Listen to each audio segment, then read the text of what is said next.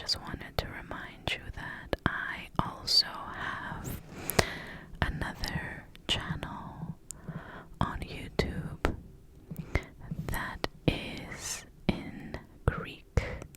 So if all you care about is the whispers and you don't really care about what you're listening to, I will post the link down below. Okay. Also, if you have not already subscribed to our channel, I would love it if you did so that we can grow our little family here on YouTube. We are going to begin right now. Okay. It must not have been the response he expected because he took a moment to answer and his mood seemed to lighten a little. Jack Langley at your service. Jack Langley at your service. He bowed. Langley, you are brother and sister. Cousins, Miss Langley said. I see. And will you tell me why I've been brought here against my will, Mr. Langley? All will be revealed soon enough. I glanced from him to his cousin. She smiled unconvincingly. As I already told Miss Langley, Lord Wade will not pay a ransom for my return. He simply doesn't care enough. Why would he when he has a perfect daughter in Eudora? I bit the inside of my cheek to stop myself blabbering. The Langleys didn't know about the fire starting. How could they? No one outside the family and Miss Levine knew. All they could possibly know was that Lady Violet was kept in the attic because it was what she wished. Come on inside and we'll settle you in, Miss Langley said. Then all will be made clear, won't it, Jack? She was a terrible liar. Not only was reprehension written into every line on her forehead, but her voice pitched higher and higher with each word.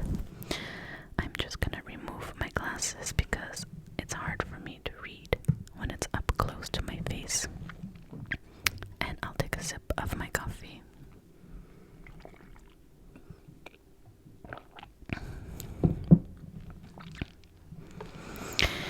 You will be treated with respect here, he said, and you'll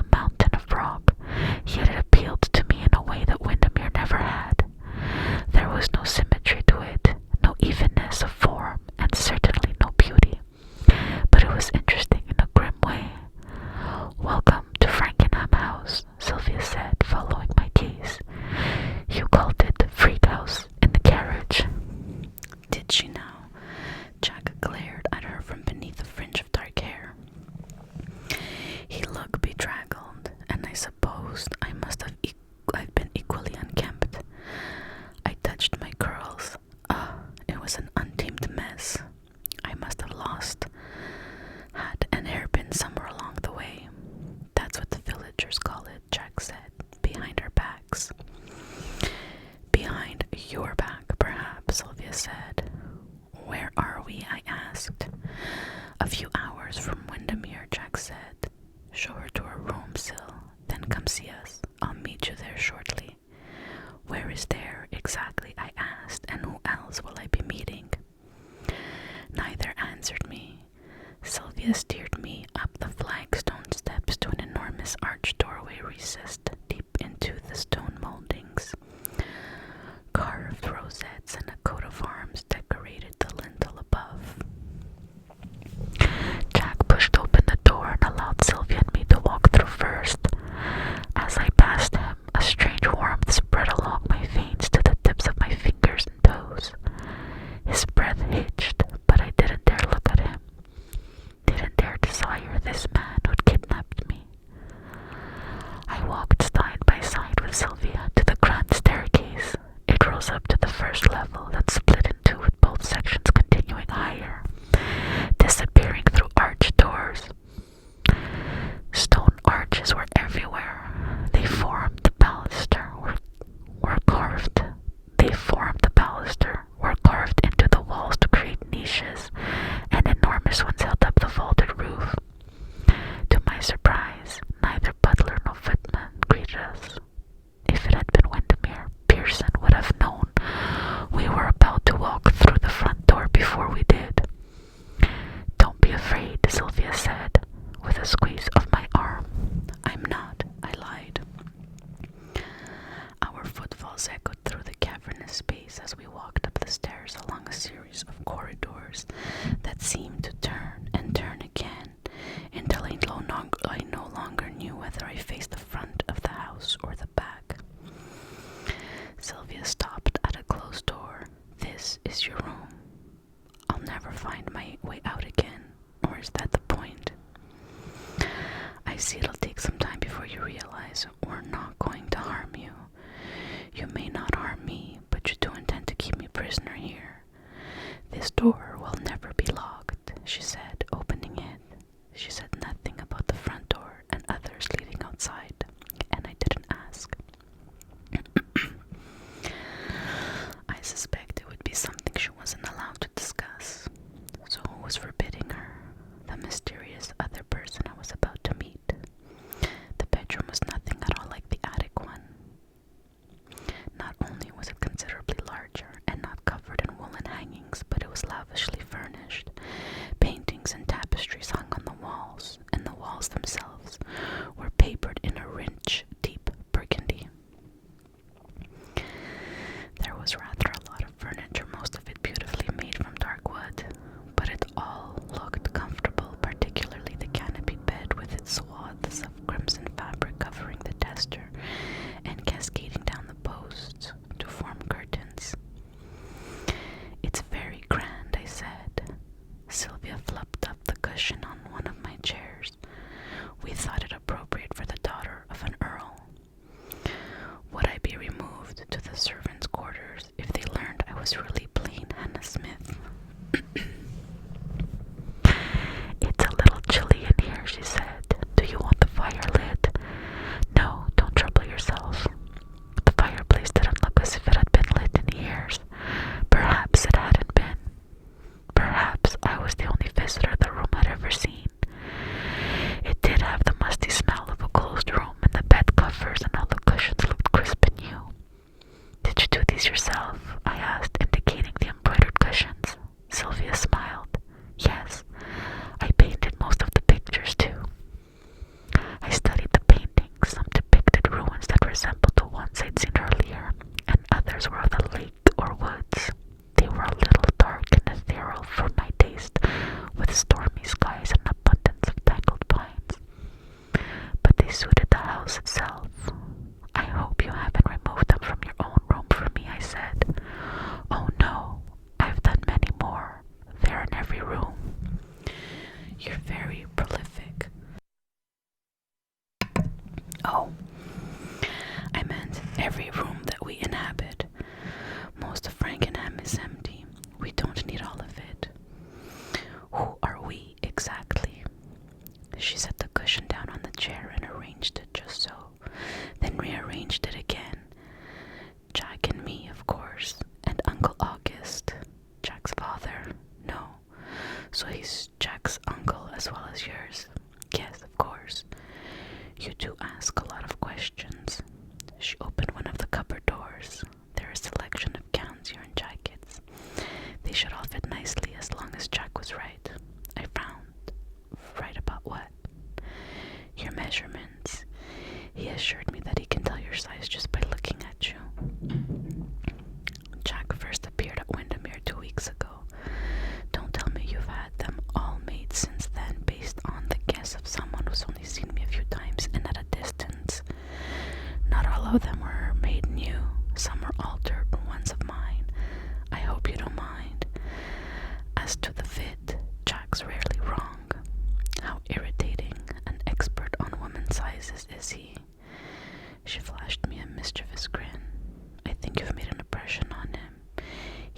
ghost smiled earlier, and when you get to know him better, you'll learn that he smiles rarely. I don't wish to get to know him. I wish to go home. It sounded petulant, but I didn't care. The Langley cousins might have been all solicitude toward me, but fear tightened my chest. Besides, I wanted to see Vi again. She must have been frantic with worry. Sylvia turned suddenly and strode to the dressing table situated in the bay window. Her fingers lightly caressed the silver-capped perfume bottles, the combs, brushes, and silver candlestick and trinket boxes. It was as if she sought comfort in the familiar objects, or perhaps it was merely a way of avoiding eye contact with me. You'll find unmentionables in the drawers. I came up beside her and looked out the arch window. I could just see the lake and the ruins off to one side. Beyond that, there were wooded hills and little hills. The village the cousins had spoken of must be in another direction. My soul thrilled at the sight of a new vista so different from the one I had stared at every day for years. Yet I felt a stab of sorrow and the cold lump of unease too. I might never see the view over Windermere's Park again. How old is this place? I asked. Talking about the history of Frankenham might keep my nerves under control. Hopefully. The estate itself is ancient. People have been living and worshipping here for centuries. She pointed at the ruins. That was Frankenham Abbey. It belonged to the Cistercian order, but it was abandoned and fell into ruin around the time of the dissolution of the monasteries. It's rather a pleasant place to picnic now in the summertime. It looks eerie. I suppose it does. She looked at my crossed arms as I hugged myself. Don't worry. There are no ghosts here that we know of. Indeed, this building is only about 60 years old, although you wouldn't know it. I thought it was medieval. Not at all. The previous Lord Frankenham wanted a grand house built in a Gothic style. He bankrupted the estate in the process, and his heir had to sell it when the place began to need repairs. Your uncle bought it. She tilted her chin and her eyes flashed. He did. He's a self-made man, Uncle August. He worked his way up from nothing to be able to afford this. The son of a grocer, now living in the same house that a lord built. Imagine that. Yes, imagine. I had no idea how expensive it would be to buy something on the scale of Frankenham, but it must be considerable. Few Englishmen who hadn't been born in the upper echelons of society could afford it. No wonder Sylvia was proud of her uncle. I'd like to meet him. Now, if you please. Commanding her allowed me to command my own trepidation as the full extent of my situation sank in. Well, to a certain extent at least. Sylvia bristled. The man won't get you anywhere with Uncle. As it happens, he wants to see you immediately anyways. Let's get you ready. She spun me around and scanned me from head to toe. These clothes are so drab, they won't do. Uncle August expects women of your Status to dress accordingly. He likes order, you see. Her nimble fingers unbuttoned my jacket. Servants ought to dress like servants, shopkeepers like shopkeepers, and ladies like ladies. I'm surprised your father doesn't, too. I'd have thought an earl would be more of a stickler for these things than Uncle.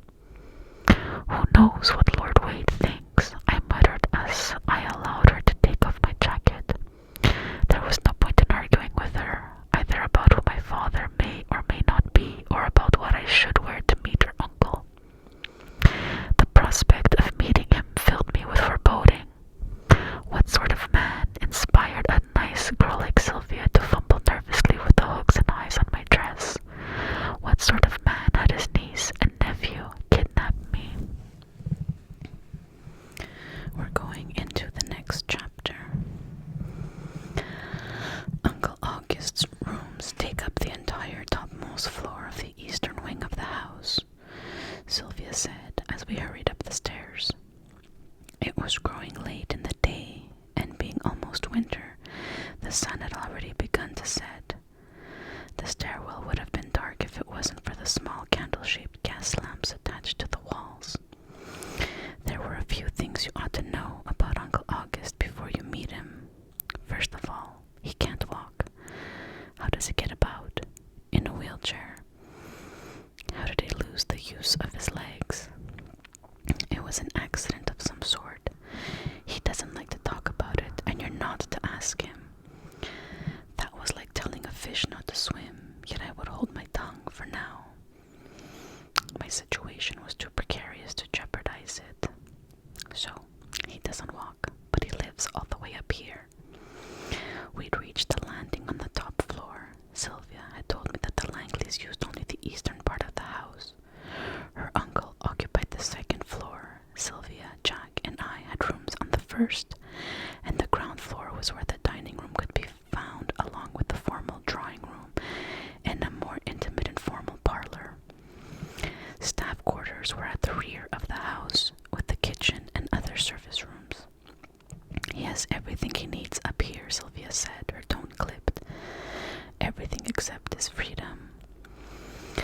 When one doesn't have the use of one's legs, how much freedom can be expected? I thought it a narrow view, but didn't say so. Her curt manner invited no opinion. Besides, I was too anxious to argue with her.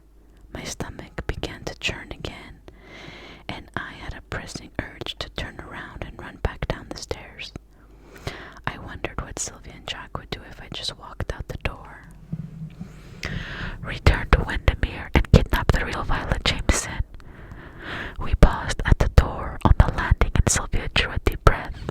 She let it out slowly and knocked. The door was opened by Jack. He'd changed into formal evening wear of black tailcoat, waistcoat, and trousers, white shirt and necktie. His hair was neatly combed back, and he looked every inch the lord of the manor. Come in, ladies. He stepped aside. He's waiting for you. The room was very large, running half the length of the eastern wing. The far end was crowded with low tables, cupboards, and desks, and a bench along one wall. Most of the surfaces were covered with lamps, paperwork, or equipment that appeared to be scientific in nature. I recognized glass bottles, burners, at least 2 sets of scales, and a cabinet housing dozens of small drawers. There were tools, too, but I was too far away to identify them, and I probably couldn't anyway. Science was not my strength, as Miss Levine had frequently informed me. The rest of the room we stood was more sparsely furnished. A deep leather chair hunkered near the hearth, a small table close by, and one wall housed densely packed bookshelves. Oops, sorry about that. I couldn't make out their subject matter. 3 of Sylvia's Frankenham's paintings decorated another wall in a perfectly neat row. Not a single one hung crookedly. There was another chair too, but it had wheels instead of legs and was occupied by a man dressed in a crimson and gold smoking jacket. He was quite handsome for a gentleman of about 40 or so, despite the silvery streaks through his blonde hair and the slight slackening of his jaw. He could have been even more handsome if he wasn't frowning so hard that his mouth was little more than a pink slash in his pale face. I'll just take a sip of my coffee. My throat's getting dry. He was broad in the shoulders too, but his waistcoat bulged at his middle, and he filled the chair completely. Behind him stood a very tall man with stooped shoulders. His dark hair had receded, leaving a pronounced widow's peak at the front. It was difficult to tell how old he was or what his nature might be. Indeed, he reminded me of an automaton awaiting his key to be turned. He simply stood there quite still, his hands behind his back, staring unblinkingly ahead. "Welcome, Lady Violet," the man in the wheelchair said. "I'm August Langley. You've met my niece and nephew." "You know I have," I snapped. I refused to make